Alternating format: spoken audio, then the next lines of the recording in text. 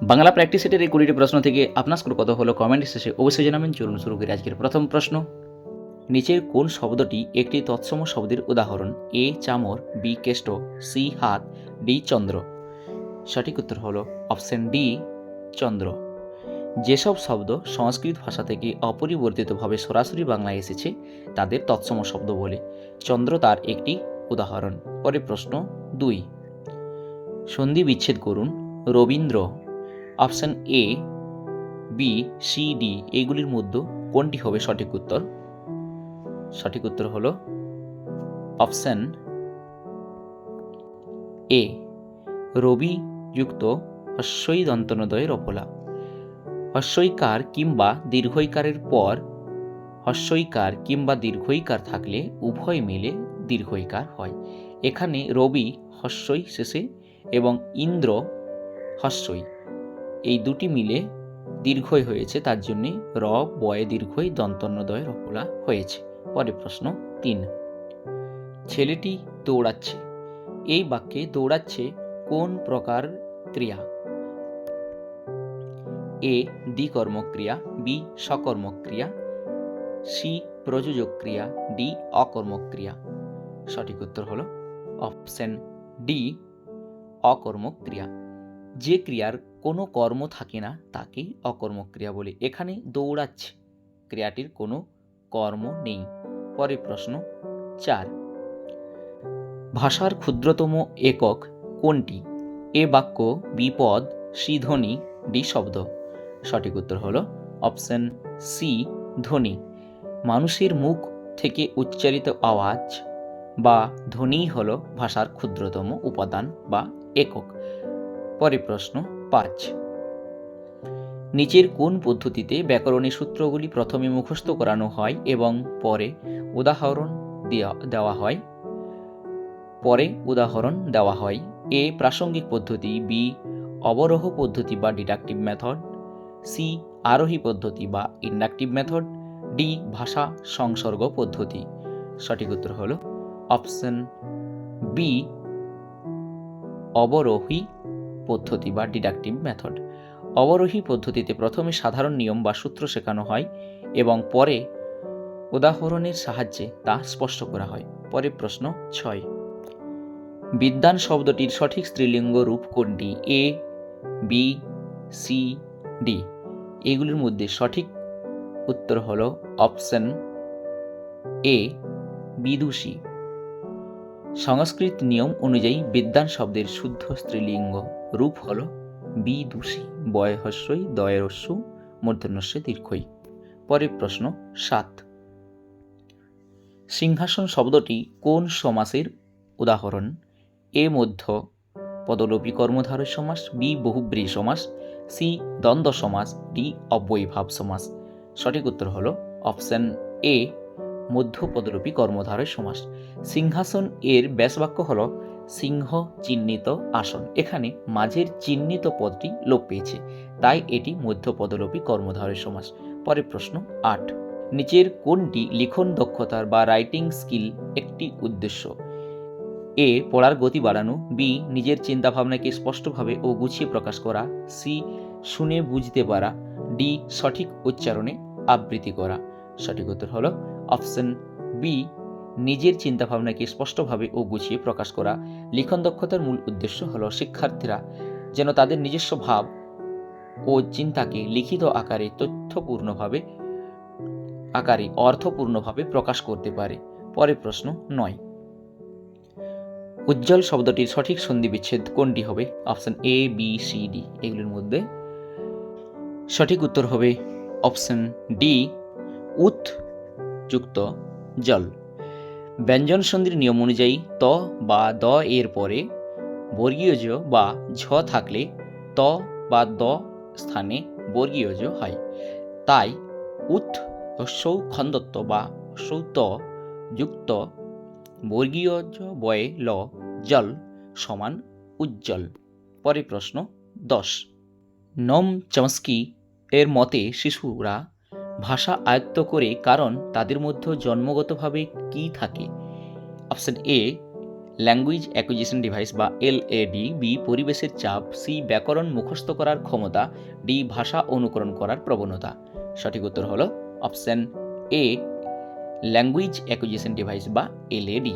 Chomsky প্রস্তাব করেছিলেন যে মানুষের মস্তিষ্কে একটি জন্মগত জৈবিক ক্ষমতা থাকে যাকে এলএডি বলা হয়, যা ভাষা শিখতে সাহায্য করে। পরের প্রশ্ন 11, সূর্য উঠলে পদ্ম ফোটে, এখানে উঠলে কোন ধরনের ক্রিয়াপদ? এ সমাপিকা ক্রিয়া, বি যৌগিক ক্রিয়া, সি নাম ধাতুর ক্রিয়া, ডি অসমাপিকা ক্রিয়া। সঠিক উত্তর হলো অপশন ডি, অসমাপিকা ক্রিয়া।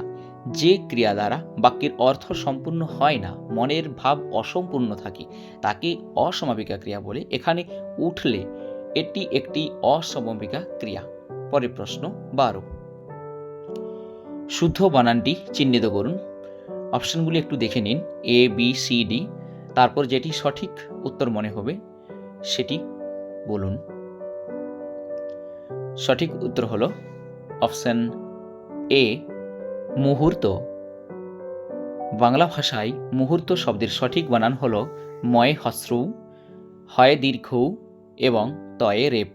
পরের প্রশ্ন 13, ভাষা শিক্ষার ক্লাসে সংশোধনমূলক শিক্ষণ বা রিমিডিয়াল টিচিং এর মূল উদ্দেশ্য কি? এ অভিভাবকদের সন্তুষ্ট করা, বি মেধাবী ছাত্রদের আরও এগিয়ে দেওয়া, সি নতুন সিলেবাস দ্রুত শেষ করা, ডি পিছিয়ে পড়া শিক্ষার্থীদের শিক্ষণে পিছিয়ে থাকার ঘাটতি দূর করা।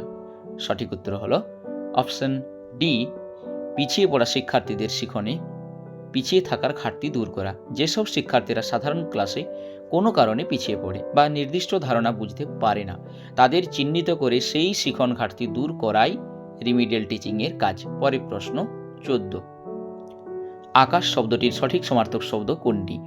এ গগন, বি অনল, সি সলিল, ডি মেদিনী। সঠিক উত্তর হলো option A, Gagan. Gagan, Ambar, bomb ইত্যাদি শব্দগুলি হলো আকাশের সমার্থক শব্দ। পরের প্রশ্ন 15, হাটে বাজারে এটি কোন প্রকারের দ্বন্দ্ব সমাসের উদাহরণ? অপশন এ অলুক দ্বন্দ্ব সমাস, বি বহুপদী দ্বন্দ্ব, সি বিপরীতার্থক দ্বন্দ্ব, ডি সাধারণ দ্বন্দ্ব। সঠিক উত্তর হলো অপশন এ, অলুক দ্বন্দ্ব। যে দ্বন্দ্ব সমাসে সমসমান পদগুলির বিভক্তি সমাসবদ্ধ হওয়ার পরেও লোপ পায় না, তাকে অলুক দ্বন্দ্ব বলে। এখানে এ বিভক্তি রয়ে গেছে, সুতরাং এটি একটি অলুক দ্বন্দ্ব সমাসের উদাহরণ।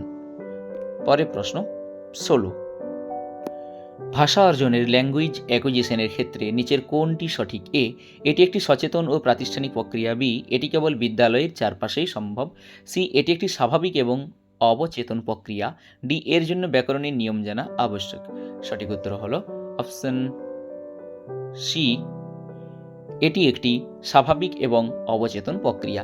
ভাষা অর্জন বা অ্যাকুইজিশন শিশু তার চারপাশের পরিবেশ থেকে স্বাভাবিকভাবে কোনো প্রথাগত নিয়ম ছাড়াই অবচেতনভাবে করে থাকে। পরের প্রশ্ন 17, তিলে তৈল হয় এই বাক্যে তিলে কোন কারক?